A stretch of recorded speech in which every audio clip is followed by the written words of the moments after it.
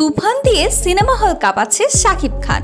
South Indian সিনেমায় যেমন কেজিএফ আছে, তেমনি আমাদের সিনেমা ইন্ডাস্ট্রিতেও জন্ম হয়েছে তুফানের মতো সিনেমা। বাংলাদেশের সিনেমা ইতিহাসকে ইতিমধ্যে উল্টো পাল্টো করেছে শাকিব খানের তুফান। তবে ঘটনা হচ্ছে, এইবার তুফান সিনেমার উপর নকল অভিযোগ এনেছে নাকি সাউথ ইন্ডিয়ান হিরো ইয়াশ, মানে যাকে আমরা রকি ভাই হিসেবে দেখি। বলা হচ্ছে তুফান সিনেমাটি তার বহুল আলোচিত মুভি কেজিএফ সিনেমার নকল, আর ইয়াশকেই নাকি পুরোপুরি কপি করেছে শাকিব খান। তবে ইয়াশ যে এই কথা বলেছে তার কিন্তু কোনো প্রমাণ আমরা এখনো খুঁজে পাইনি। তবে সোশ্যাল মিডিয়ায় দেখা যাচ্ছে ইয়াশের ভক্তরা বিভিন্ন জায়গায় তুফানের উপর নকলের অভিযোগ তুলছে।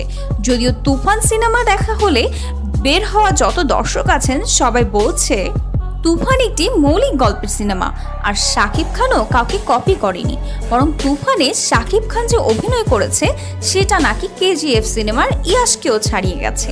অন্যদিকে শাকিব খানের ভক্তরা সোশ্যাল মিডিয়ার বিভিন্ন পোস্টে জানাচ্ছে, শাকিব খান যখন লম্বা চুলার দাড়ি রাখা শুরু করেছিল তখন এইসব ইয়াশের জন্মই হয়নি।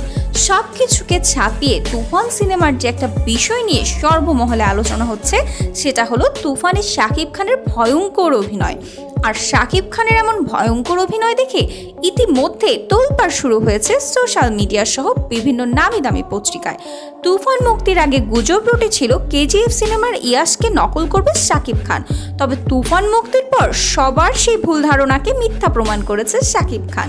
শাকিব খানের অভিনয় দেখে ইতিমধ্যেই সবাই বলছে শাকিব খান ইয়াশকে নকল করেনি, বরং ইয়াশের থেকেও অনেক ভালো অভিনয় করেছে শাকিব খান।